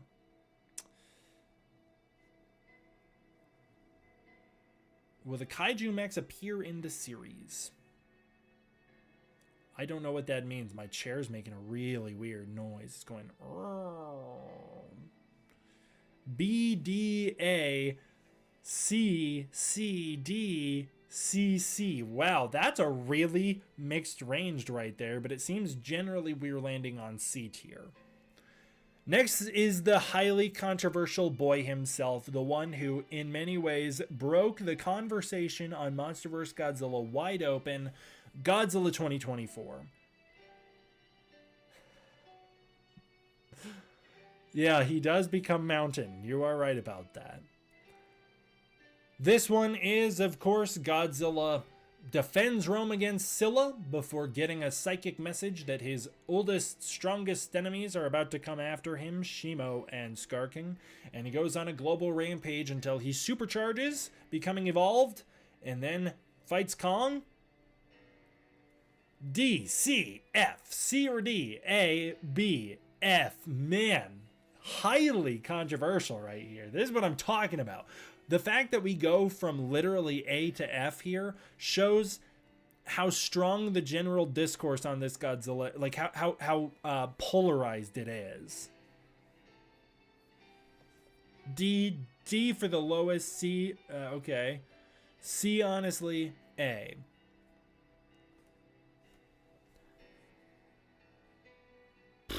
I can't discern where you guys stand on this one.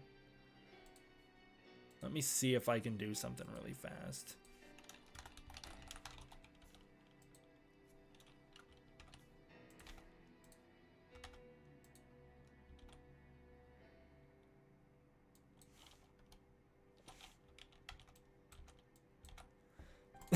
These are the ones that I saw commented the most. Put it in the poll thing right here. Let's see where you guys land. I just put a poll in the chat. Let's see where we feel about. Wow, A tier's winning. Those of you who are not on favor of A tier, you're losing out here. Okay, D tier's just taking a major lead.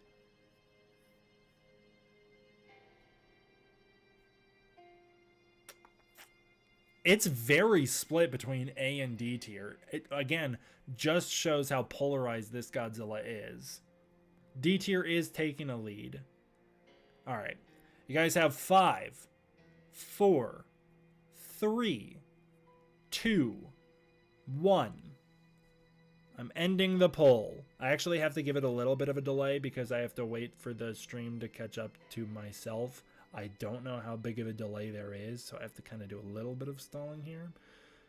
I'm saying C because how in a vacuum Evo Goji is fun, but in context it's just kind of derailment of the character. Personality-wise, heck no. Okay, I think I should be able to end the poll now. Looks like D tier 1, so he's staying where he is. Alrighty, now on to Godzilla vs. Kong. Where does GVK go? Godzilla is enraged by Mechagodzilla's eye, goes on the attack, but doesn't destroy the eye. Instead, he actually doesn't find it and leaves without accomplishing his mission. He then goes after Kong in the Tasman Sea, taking down the ships, attacking the 8th wonder of the world, before getting tricked into thinking Kong died.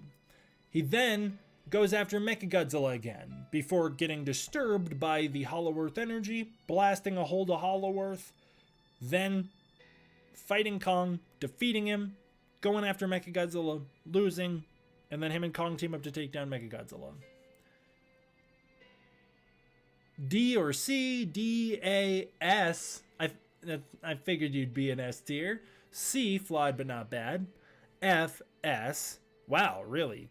Childish. You're on the S side? Are you kidding? That's crazy to me.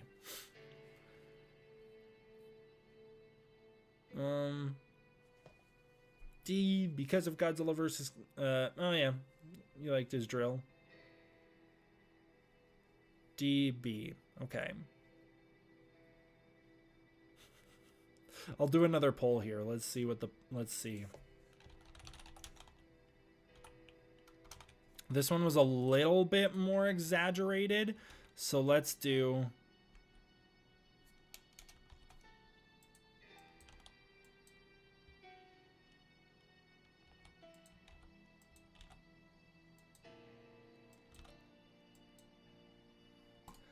Pick a side.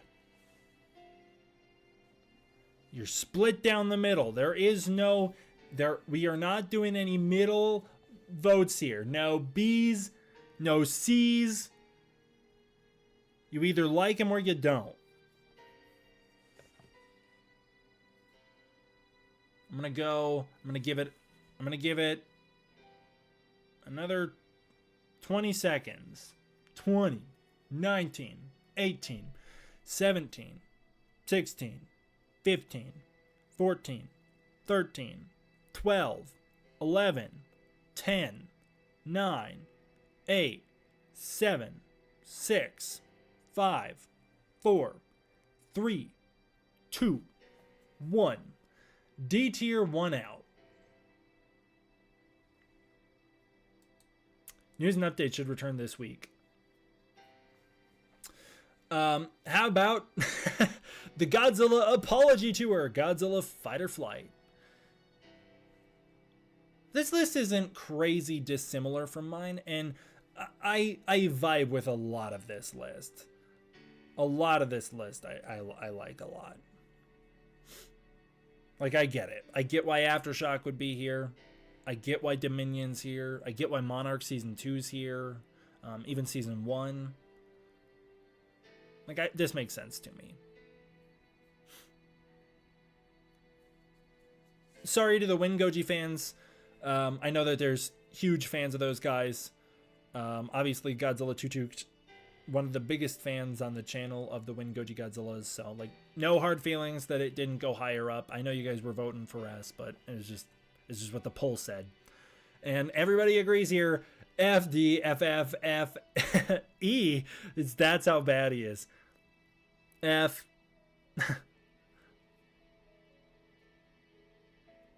Well, I'm glad you checked out MonsterVerse May. Alright, there's your guys' official channel poll, or channel opinions. I'll post these on the community tab, showing off my list and showing off your guys' list. And yeah, those are the official results for the channel, or at least of this stream. But there we go. We've done it. There's our Godzilla tier list. Let me switch it over to the stream here.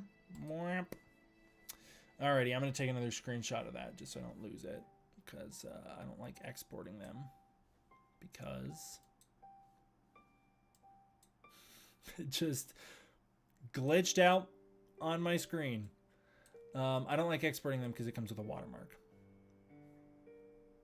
So I'm going to take another screenshot. Boom. Alrighty. And with that, let's do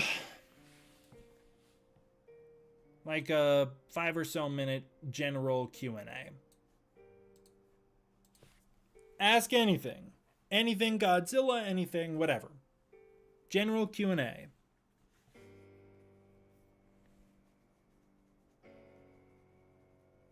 MonsterVerse Ghidorah tier list.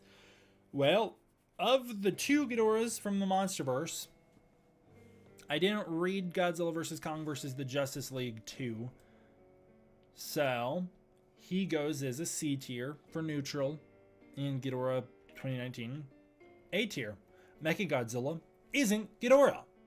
Ghidorah Head doesn't take over Mechagodzilla. Mechagodzilla is its own AI, influenced by Ghidorah's rage. One of my bigger pet peeves. And I closed out of the tier list, so it's done now. It's final. We're set on it. Let me open up the chat a little bigger now that I can. Vintage Narwhal, you're legit the only Godzilla YouTuber I'll watch anymore. You've always been great. Thanks for always being a breath of fresh air for the community. Thank you so much. I really appreciate that. That means a lot to me. I really appreciate that. I've actually been watching more Godzilla YouTube now than I really have in years and years, but they're not popular YouTubers like at all. They're older YouTubers. Zazubar, Kaiji Noir, Adam Noyce, across his various channels, Gorazard. There's a couple others I've been watching, but I don't know the names of. I'll have to pull them up later. And then Japanese YouTubers Dai-chan and Giwa-chen.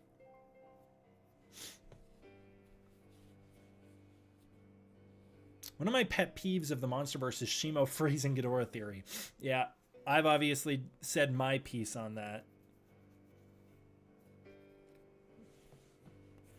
How far are you into Godzilla Galaxy Odyssey 0, Sen? I haven't seen it yet or read it yet. I was hoping for a translated release.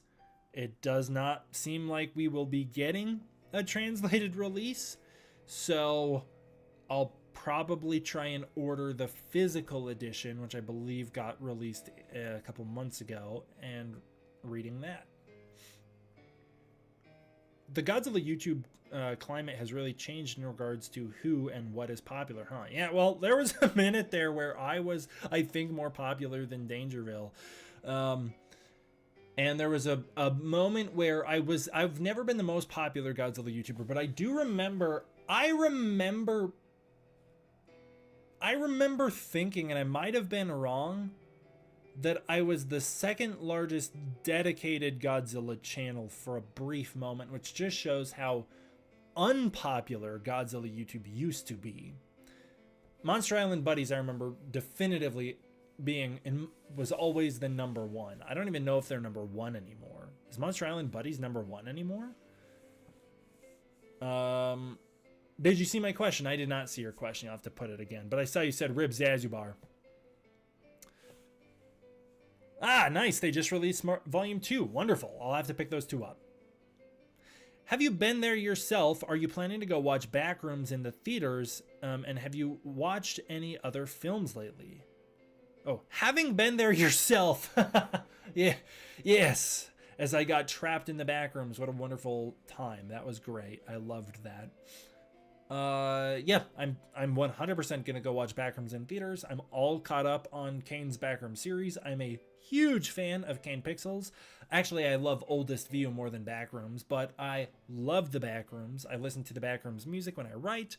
Kane is a big inspiration to me, not only as a YouTuber filmmaker, but also as a musician. And I cannot wait to see what he does with the Backrooms movie. I'm very excited about it.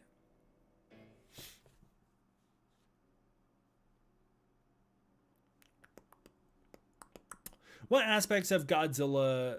What's an aspect of Godzilla that you think often gets overlooked, like how Godzilla Earth represents the reading of Godzilla being more on nature's side? Just to shortly elaborate on that, generally speaking, the anime trilogy frames us on the alternate perspective. We are on humanity's perspective, which is why Godzilla is viewed as the villain. And the way the humans first interpret the planet is that Godzilla has ruined the atmosphere. All the plants are now like metallic and dangerous. The animals are all evolved to be a bit more like Godzilla. He has destroyed the planet. That's how it's initially framed. By the third film, Martin realizes the truth. Humanity was the enemies of nature. Humanity destroyed the planet. They created nuclear weapons. They created devices that gave birth to monsters like Godzilla. Godzilla became the creature capable of not only wiping out other destructive monsters, but the one being capable of repelling humanity, Earth's biggest threat. And in return, Godzilla shared the monster genome with the planet, and all of Earth evolved along with him, not so that it could survive Godzilla, so that it could survive humanity. That is what Martin comes to realize, and he can't even tell Haruo that, because Haruo represents human pride, and Haruo will never be able to allow himself to coexist with nature. The entire thematic ending of that trilogy is that Haruo realizes he himself is the surviving symbol of pride and arrogance. And if he stays around, humanity will be led to its destruction because human ego cannot survive with nature. They don't coexist. One thing is going to have to give. Either humanity is going to have to destroy the planet and it's going to become metallic and all artificial, like what the Billasaludo represent, or it's going to become more primitive, in that, not primitive in that they don't have technology or that they don't have, that they don't still use technology or have a advanced society, but primitive in the sense that they have let go of ego and allowed nature to be itself, and that's what the Hautua represent. Martin represents the ability for science to shift in either direction. Martin could embrace the Hautua's way of life, and as we see, he does so, or he could slip back into Haruo's prideful line of thinking, trying to further develop technology, which is what he wants to do with the nanometal. That is why Haruo takes the option off the table, because Haruo now understands where that will lead. And so he sacrifices himself along with the nanometal to save not just humanity, but Earth and Godzilla. I love the trilogy. I know that it's not everybody's cup of tea, but it truly, truly is fantastic in my opinion.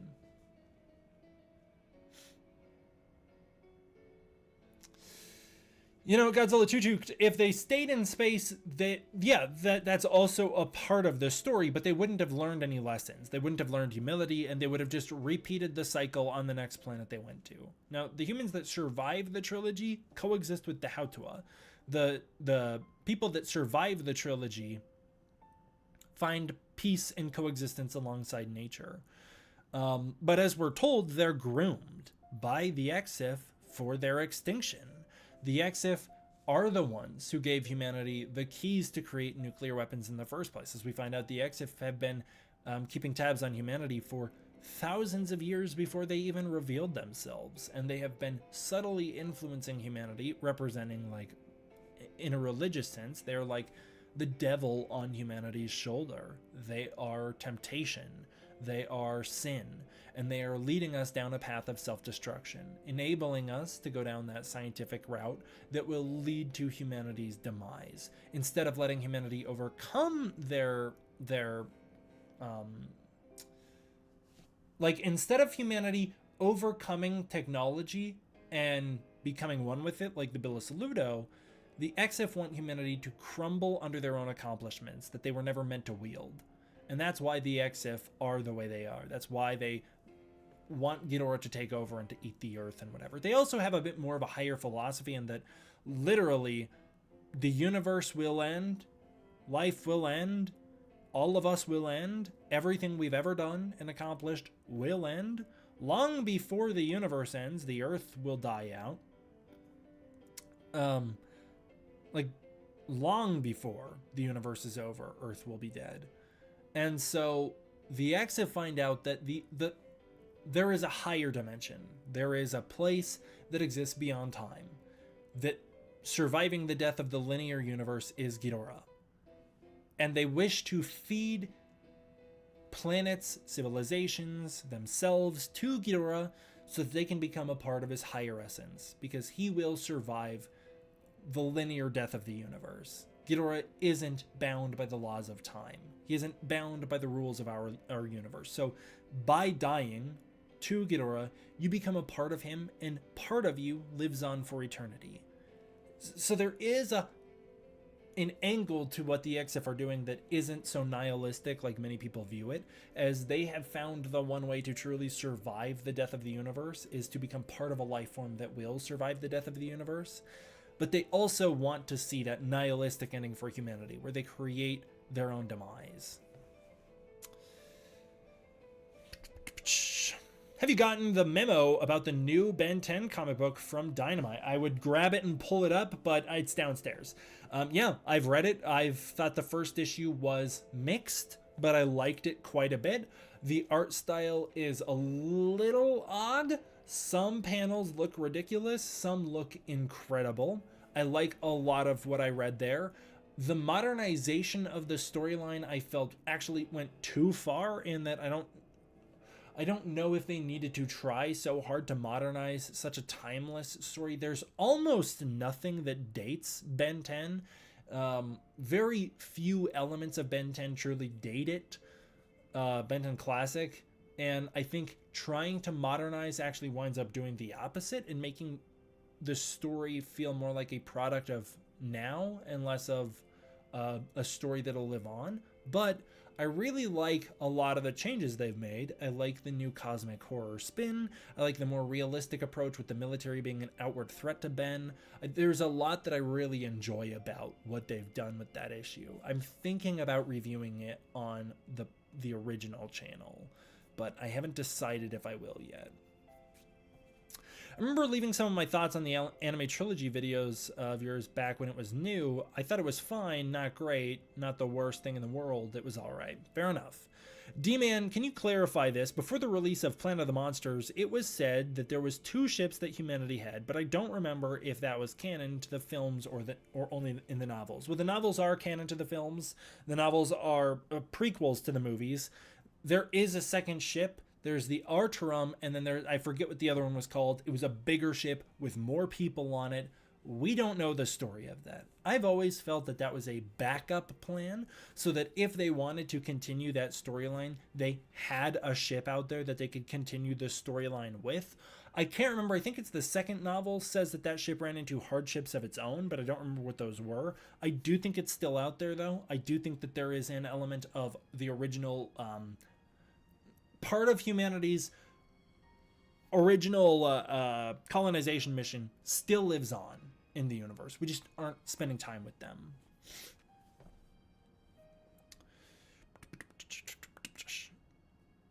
Now that season 2 is over, what major Godzilla content do you think we'll get this year besides -0? Well, I can't tell you. What I can say is that the future of Godzilla is incredibly bright. There's so much that I'm excited about, and so much I can't wait to experience And I'm just so excited about it. I think we'll probably hear more developments on the Godzilla Shonen anime. Is that what you guys are calling it? The hero anime? The young boy with the powers of Godzilla. We'll probably hear more about that coming up soon. That's Southeast Asia's first Godzilla project. I would bet that we will start to hear more about getting into the fall, leading into Godzilla season with -0 and Godzilla Day. I'm not sure when that'll come out. I would love for that to come out before -0 so that they're not overlapping. As you guys know, I was not able to keep up with Singular Point and GVK overlapping at the same point in time. I never finished reviewing Singular Point because there was too much going on. That was also like I had way too much going on in school and my personal life. I was barely surviving at that point, literally, like barely hanging on. And so, yeah, I didn't have time to cover Singular Point the way I wished I did, and for the same reasons, I'm hoping that this Shonen anime does not overlap with -0, as I'm obviously going to prioritize -0.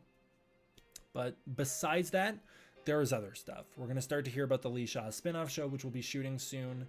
I don't know what we'll hear about that, but we'll hear a few details about it as they start to film. I think that'll start to be something we hear a lot more about next year. I think it'll probably come out next year. I'm not expecting any trailers for SDCC, but I think we might get teasers for SDCC. And then I can tell you this fall is going to be very exciting. That's all I'm going to say. But keep an eye out. This fall is going to be very exciting. And I'm not talking about Supernova. I'm very excited.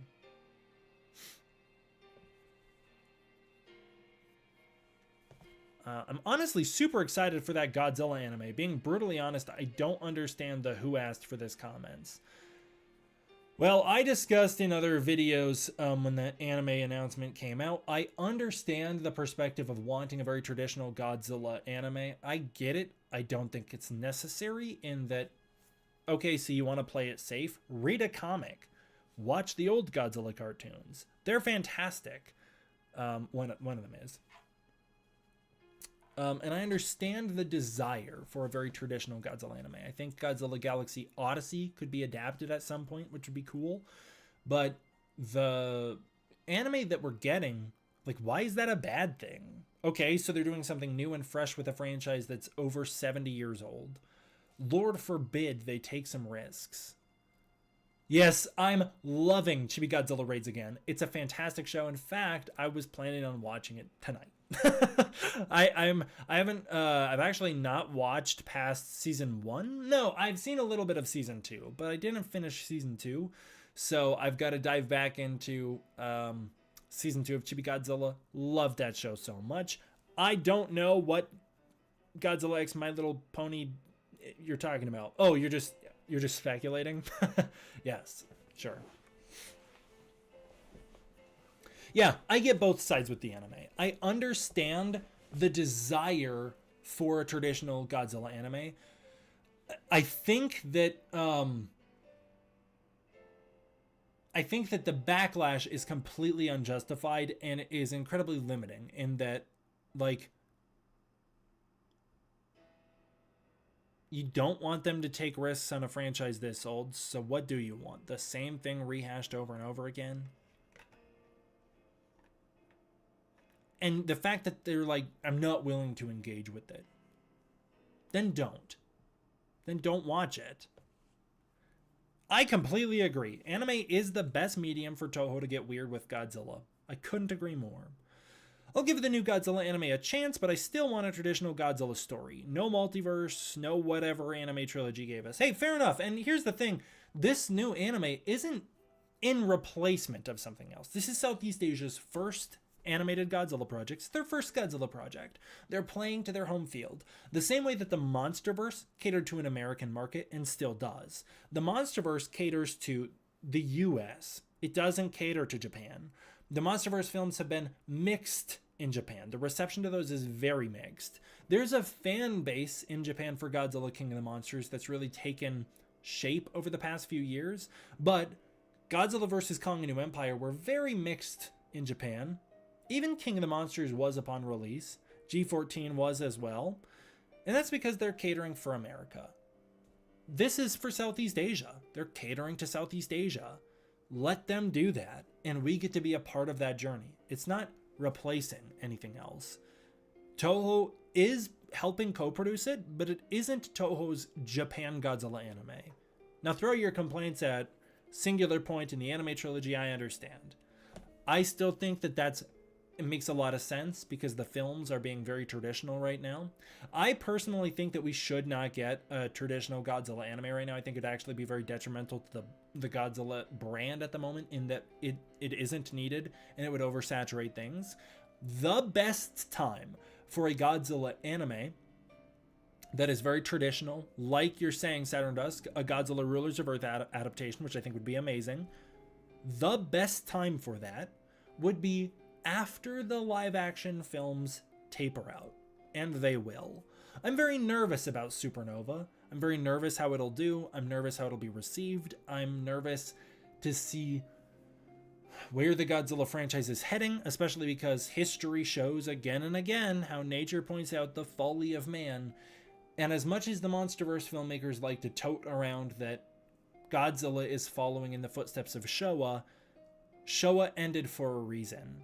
Godzilla had reputational damage done by films catering to children.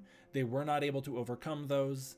Terror of Mechagodzilla desperately tried, but was not able to, even though it tried to course correct. Sounds like exactly what Supernova is doing.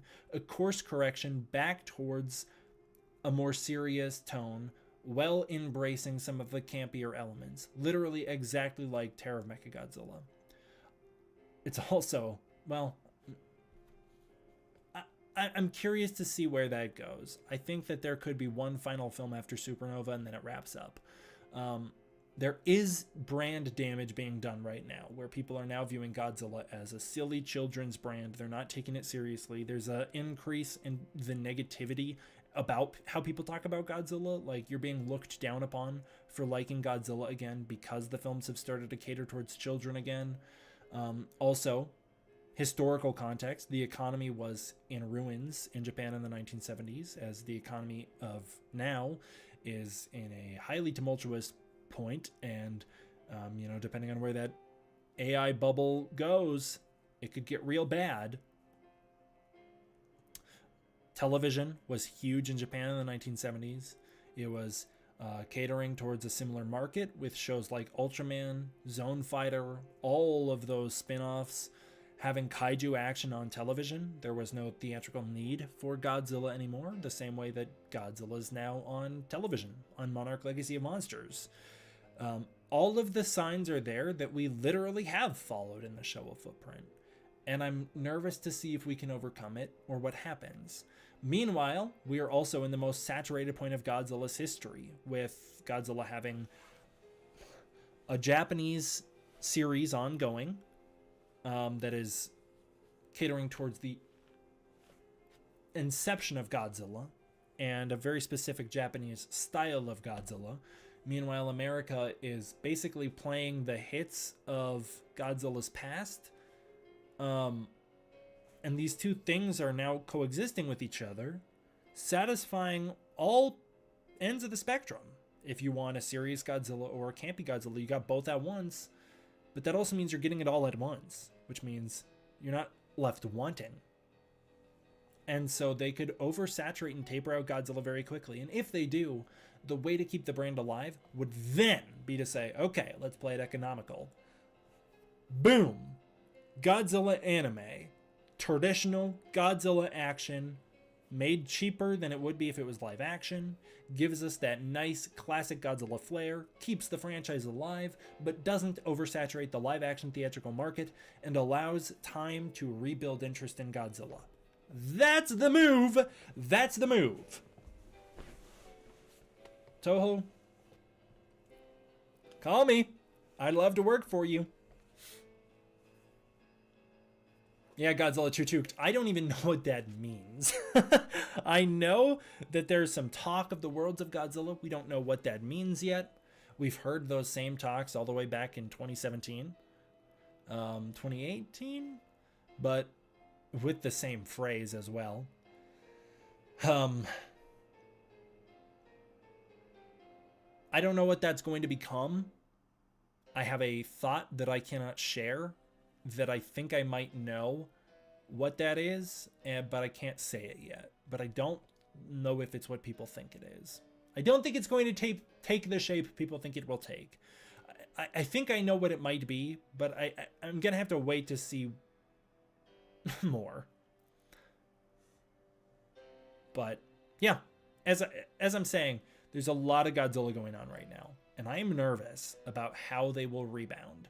I truly think that what Toho should do is to try and embrace the sci-fi boom and the monster genre the way they did back in the 1960s, in that we can allow Godzilla to take a break and focus on things like Rodan, Mothra, Gojira, whatever.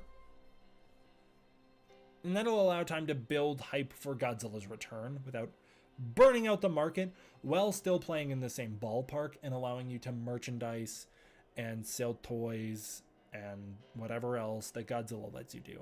It brings people into the world of Godzilla, but doesn't necessarily burn out Godzilla. And maybe that's what the world of Godzilla plans to do. Although, again, I think I know what that's going to be, and I do think it's going to be something different.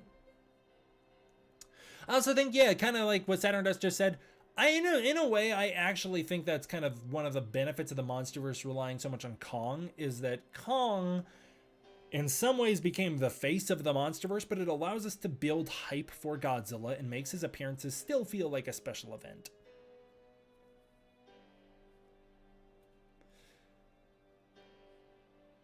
Yeah, Gamera would be nice if we could reboot Gamera properly. There's been some rumblings, but I'll believe it when I see it. I heard that Gamera Rebirth didn't do great, but I heard that from an American, and I need to look more into the Japanese actual reception to that show. I have no idea how Japan received it. I don't know how Japan received the show, and I don't know how well it did in Japan. I heard that it didn't do great in America. Alrighty. I think I'm going to wrap it up here. Please remember your homework. You have to comment once the live stream chat is over, and you can actually comment on the video comments.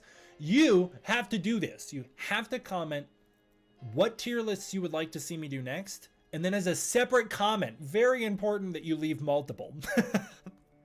I want you to comment your S tier Godzillas of the MonsterVerse and why. Bonus points if you respond to 2 other people in the comments. Bonus points there. Otherwise, you not only fail the assignment, but you bring bad luck upon yourself for the next week, and the luck will get exponentially worse each day. So you have to do those comments once the live stream ends. Alrighty, that is where I'm going to end it. Thank you guys for tuning in. I really appreciate it. Thank you guys all for having this chat with me. Thanks for cooking up those tier lists with me. It's been fun. I'm sorry I got this out so late in the day. I really hoped to start this much earlier, but here we are. Alrighty.